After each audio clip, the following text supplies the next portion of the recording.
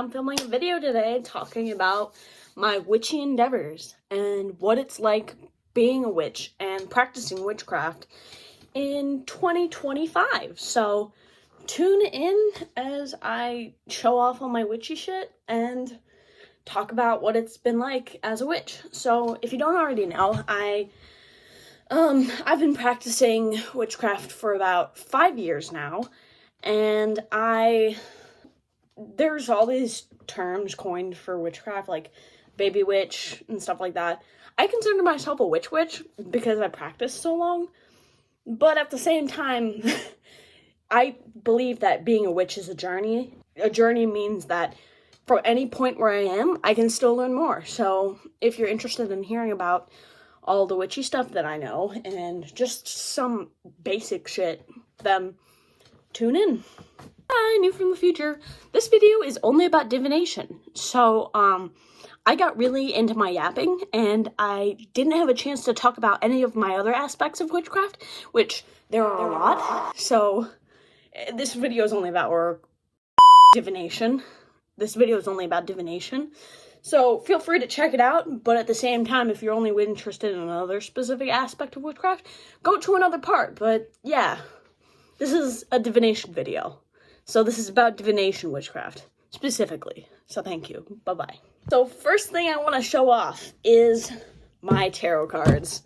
This was the first step for my witchcraft for me. I consider myself a divination witch, means my practice revolves a lot around divination, and I do spell work, I do other stuff, but mainly I like to do readings and stuff like that. For anyone who doesn't know what divination is, it means like seeing into the let me without an actual like definition for it. It's a practice of seeking knowledge of the future by supernatural means.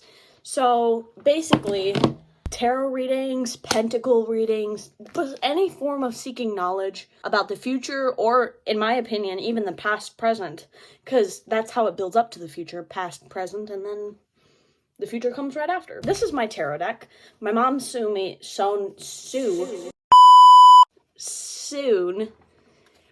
my mom sewed me this bag a long time ago, back when I lived in Austria. This is my first tarot deck I've ever had. It's a very beautiful tarot deck, and I have no fucking clue where it came from, in the sense that I don't know the brand at all. So please, for the love of God, don't ask. Because I literally have no clue. I just know my mom got it for me and as a gift, and I've used it ever since. These are what the cards look like. They're very shiny and iridescent. They're very pretty. I do all kinds of readings with them. I did a reading just the other day, but I would consider myself pretty decent at doing tarot readings. I've predicted a lot of people's outcomes pretty spot on. I've predicted secrets. I've predicted a ton of shit with these tarot cards. And it's like, these are my go-to tarot decks, but I think I'm going to whip out my other ones just to show them off, what other tarot decks can look like. For a beginner tarot deck, I recommend using a Rider-Waite tarot deck, because it's the basic, it's like the foundation for, you know, getting into the whole divination thing. I have a shit ton of divination stuff. I already mentioned before that I'm a divination witch, so I pretty much specialize around divination and stuff like that. Of course, like I mentioned earlier, my practice is pretty eclectic in general, but I would consider myself a divination witch just because of how I started and stuff. But let's get started. So, I started with my Rider-Waite tarot deck. It's, yeah, this is what it looks like. This is what a general card looks like. It's shiny, it's pretty. I think these are Chinese characters or Japanese. Don't come after me, I don't know. But, so little story about this deck and the cover for this deck. It came in a different box, but my mom sewed this for me, and I whipped out my tarot cards and I asked the tarot deck, because sometimes we like to personalize the tarot deck to have its own, like, theme and stuff like that. Some people feel like there's an entity attached to the tarot decks. I believe that the entity that is attached to the tarot decks is like a reflection of yourself, in a way. But I asked the tarot deck what colors it would like, and it showed me these colors, so I asked my mom to sew me a bag for that, and she did. And lo and behold, it happened to be the Austrian flag. So that's just a little story about my main tarot deck. This is the box that I keep it in. I keep it in with a little baggie of crystals, little small crystals of amethyst, rose quartz, amethyst quartz, and other little crystals. I think obsidian's in there. Those are like my favorites, but I use this to keep my... It's easier to use a tarot deck if you charge your tarot decks first, but if you're a beginner witch, don't worry about any of that. Just jump right in. That's the quickest way you learn. But yeah, I like to keep it like that, and I keep it on my desk at all times because I like to do daily tarot card readings.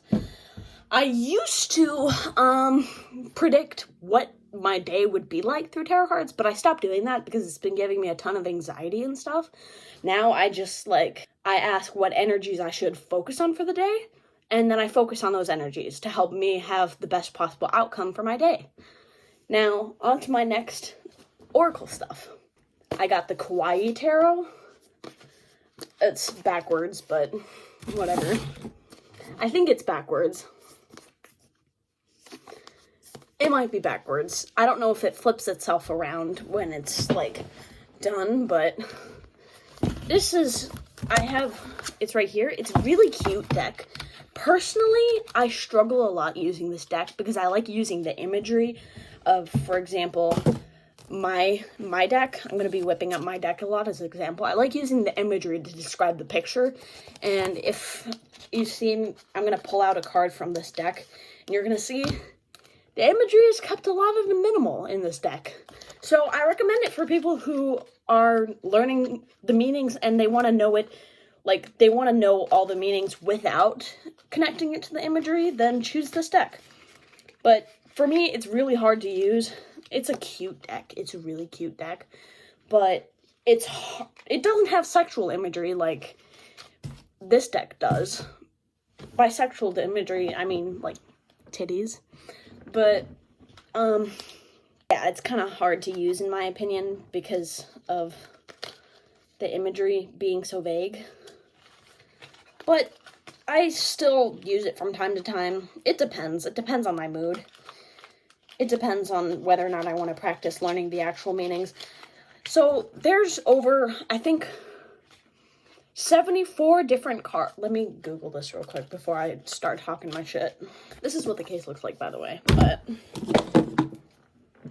I'm going to make this prediction because I'm pretty sure I know this I'm pretty sure I know this pretty well because I've been practicing tarot for the past 5 years. But I'm pretty sure there's 74 cards, and if you include reversals, which I include reversals personally, it's your own personal decision. But 74 different cards to learn, and I think over 150 something total meanings if you include reversals, but let me Google it.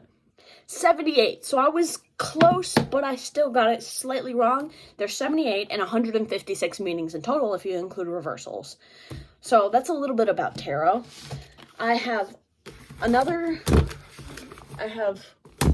So these two tarot decks. I have one more tarot deck.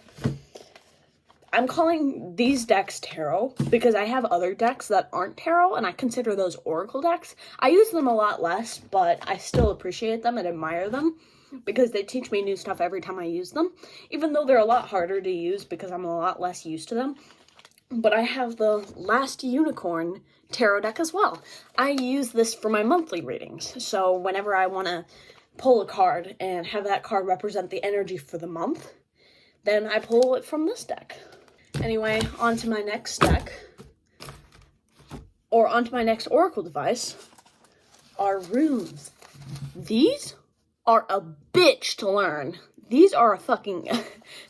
Sorry, not to surprise you, me suddenly looking at the camera. Every now and then I just forget that the camera is, right here. Bye. But these are a fucking bitch to learn. which is why I made myself flashcards to learn these, and I still don't know them. I've had these for about 2-3 years now. I bought them at a witchy store when I freshly moved to the United States. I think it's somewhere here where I live. It was a really cool witchy store, and they're really good looking. I still have the original scroll paper with all the meanings, but upside down. But I like using the flashcards because then I remember better. But they are a fucking bitch to learn because they don't tell you, they don't have any imagery at all, which I already prefaced that I struggle with learning, like, oracle devices that don't have imagery. But they're just little shapes, and you gotta learn them. And everybody has their own method of doing this. I like to study them by the way they fall, like if they're crooked or if they're not crooked. That's how I tell whether or not, it's like reversals with tarot decks, you know? And if you don't know what a reversal is, let me explain it real quick and whip out a card. Sun. That's a good sign. But, it's when a card is, like, upside down. When it's right side up, it has its original meaning, and when it's upside down, it can have a reversed, opposite, and or plus effect. So it can mean, for example, if I were to pull this card right now and be like, oh, I'm going to have a good day, it's going to be positive, I'm radiating positive energy. Or, when I flip it upside down, it could mean I'm going to have a really shitty day. Or it could mean I'm going to have an extra positive day. It depends on the energies. You really got to tap into that shit. I kind of do that with these, but since I don't use these as frequently, it's hard. It's really hard because they're, like I said, they're just little shapes. They're not really, oh, jump scare. I'm looking at the camera again. But they're really like, oh, this one's empty. They're kind of hard to learn because of that, but that's okay. This is the baggie for them. Oh, Fuck. I dropped one. I pride myself on this, but on all my time that I have practiced tarot, I've never lost a tarot card, which you think would be a little hard because there's 78 tarot cards in a deck, and it's like, it's kind of easy to lose them when you, like, take them places and stuff like that. I've took them to school. I've taken them to work before. I've given people tarot readings everywhere. I used to charge for my tarot readings. I don't anymore because it's really energetically draining to constantly be giving tarot readings. But it is a good way to make some side hustle money. But also, you gotta make sure you're advertising in the right place. I used to do tarot readings on Reddit, which isn't the best place to, like, be doing that, but whatever. With my tarot deck, I think my favorite one is the High Priestess. Let me whip that out real quick. Or the Empress. This is the Empress. She's a fucking queen. She is a diva in the flesh. But this is what the High Priestess looks like. Or this is what the Empress looks like. She's my second favorite, but my favorite of all is the High Priestess, because I relate to the High Priestess a lot as someone who is an oracle witch. There we go, I found her. This is what the High Priestess looks like. There's so much detail to the cards, to the art on it, and I love everything about it. I love her robe. I love how when you look closely, it looks like there's like a moon attached to her robe that adds to the mysteriousness of the High Priestess. I thrive to be mysterious. I'm kind of an open book, but I thrive to be mysterious. My mom's trying to get me to read this 48 Laws of Power book. It feels just a wee bit manipulative, the thingy, but I might give it a read just to, like, check it out if I can read. I fucking hate reading. I struggle a lot reading.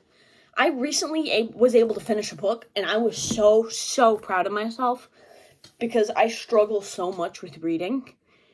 It's not even funny. I can get through maybe 4 or 5 pages a day before I get extremely bored, or before my dyslexic ass starts fumbling up everything and I just can't read.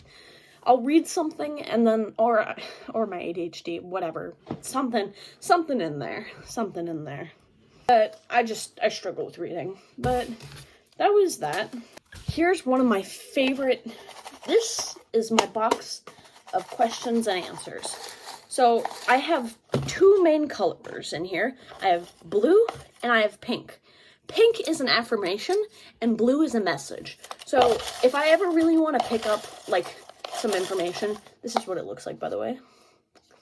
Anyway, if I ever want to, like, get, like, straight edge advice, I'll pick up the blue one. And if I ever want an affirmation that I can focus on and, like, repeat to myself, by the way, affirmations work, use them. They help your subconscious mind, like, develop healthy thinking habits. Even in a psychological standpoint, even in a non-witchy standpoint, use affirmations. I have a whole journal dedicated to affirmations, and it's helped me a lot on my self-love journey and shit like that. But let me, for example, pick up this. It says, one second, let me just, fucking nails. Don't forget to spend time with family.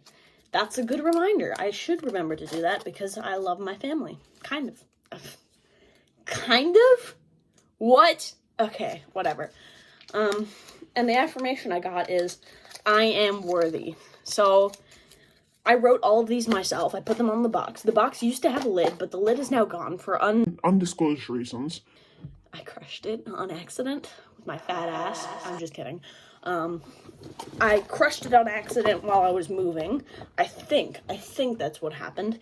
I'm not 100% sure, but I don't think it matters that much. But that's my little box of questions and answers. That's what I like to call it. Oh yeah, and I also, this was for my runes. I just found this again. As you can see, there's little symbols here. This is air, this is water. No, this is air, this is water, this is earth, and this is fire. Fire, earth, air, water. I use this because when I throw my runes, it'll show me, like, where something is. Something cool about air, earth, water, and fire is that they represent the aspects of life. Earth represents, and this is also, like, with tarot cards, because there's the pentacles, the wands, the cups, or the goblets, or whatever the fuck you want to call them. And then there's, sorry, I'm just going on little side tangents right now, but I'll continue. Swords. Swords represents air. Pentacles represents earth. Cups represents water. And wands represents fire. Fire represents passions, hobbies, love, lust, all that stuff. Earth represents earthly possessions. Water represents emotions, and air represents intelligence. These are all the aspects of the physical reality that we live in. So, that's what I have here, so that when I throw my little runes on it and I get my little advice, I can see where it lands closest to, and determine that that rune is related to that specific practice. So, for example, the rune lands by the water, that means I need to get my emotional shit together, or something like that. And also on the back, I have a printed paper of all the runes and their names. These are all the runes and their names, just for studying purposes. I got this in a mental hospital. Don't ask why, don't ask how. I won't go into detail. But, yeah, that's a part of the runes part. I'm gonna get back to me talking about my oracle cards. So this is my self-love oracle deck. It's a doozy, in the sense that it's a lot to learn. To the point where I got this, like, 3-4 years ago, and I still struggle when using this deck. But these are what the cards look like. They're really beautiful. The art is really beautiful. There's different categories. There's different colors. There's so much to this deck that I feel like if you want to check it out, it's called the Self-Love Oracle deck. Akalpridum. Find peace and happiness through the chakras. They're about chakras. It's a really good deck. I highly recommend it. But at the same time, don't step into it as a beginner because it's kind of intense. And next is my Divine Animals Oracle. It basically is about, the theme of this is basically animals. I got this a while ago too. I stopped buying so many because I couldn't keep up with everything to study. But this is what the backs look like, and these are all the animals. I will not do reversals with this because I already struggle enough with that. Owl, Athena. I already struggle enough with doing reversals and shit like that on my regular deck because it has 158 extra meanings. But it's also a pretty good deck. It's got a nice little booklet. It tells us all the information. Ton of animals in here. It's a great deck. Once again, I wouldn't recommend it for beginners. If you're just getting into tarot reading, once again, I would recommend the Rider-Waite deck. It's a lot, like, it makes a lot more sense when you learn the meanings and stuff like that, and it's something more fundamental to attach yourself to. But, yeah, that was my deck. And on to my last, but definitely not least, this is my favorite deck. It's the Rebel deck. I am so mad at myself because I accidentally got the family-friendly edition to this deck. And I wish to the gods that when I bought this, I would have gotten the non-family-friendly edition, because if you know me, you know I'm going to eat that shit up. But I got the family-friendly edition to the deck, so that's the one I'm going to show you. The Rebel deck gives you very blunt, very general, not very general, very specific advice. For example, I'm just going to pull out a random one. I also use this for my monthly draw. Every month I pull out one card from this and one card from this. Friendship can be confusing. People have different roles in your life. Some relationships won't last long. Learn from everyone. It gives you 3 little texts and talks about general things. Like this one was about relationships. This one, feeling anxious, feeling down, anxious, or overwhelmed, reach out to people who have your back. Let them know how you feel. It just gives you generalized advice. I love this deck because it's so fucking blunt. And I like bluntness. I like being blunt in my readings. I like bluntness when doing readings. It makes things a lot easier for me. But yeah, that's my deck. This video is getting a little long, so I think I'm going to make a part 2 where I talk about my other witchy stuff. But so far, this is going to be the Oracle video. Thank you for tuning in. If you're interested in any other specific witch aspects that I have, please let me know in the comments below. But, I have a lot of aspects of my witch. I have a wand, if y'all want to see that one day. I have, journals filled to the brim of information on witchcraft stuff. As someone who's practiced witchcraft for 5 years, I've gathered a lot of tools and a lot of things. But here's some basic stuff you should know if you ever want to get into witchcraft. You don't need shit. That's the real deal. That's the truth from a witch to another possible maybe, or someone who's just curious in witchcraft. Information. You don't need shit. You can literally write on toilet paper what you want to manifest and flush it down the toilet and manifest it that way. It's that simple. You can infuse witchcraft into anything. You can infuse it into your art, you can infuse it into your reading, you can infuse it into manifestation, into your clothing, into your jewelry, into your makeup, into how you sleep, into how you talk. It's the one subject that I will never let go, purely because it can be pretty much infused into anything. It's the most creatively broad way to work with energy that I've ever experienced, and I am going to be a witch for the rest of my life because it's so easy to use witchcraft as a way to benefit yourself mentally. Even if people think that it's not real, there's a psychological placebo effect aspect to it that I won't get into because I'm not a psychiatrist, that it can help. It really can. So I highly recommend getting into it if you want to. Divination isn't just about learning about the future. It's about learning about your past, learning about yourself, learning about what your subconscious brain thinks of, learning about what your conscious brain thinks of. It's such a broad subject that can't be narrowed down to one video, which is why I'm going to be ending this video now, because I'm almost reaching 30 minutes of recording time, and I could yap about witchcraft for fucking ages, but for now, this video is getting super long, and it's gonna be a bitch editing this, so that's gonna be it about me talking about my witchy stuff. Feel free to ask questions, or just not, that's fine. I hope you liked this video. Adios. Bye-bye. I can speak Spanish. I can't. I'm half Mexican, but I can't speak a word of Spanish.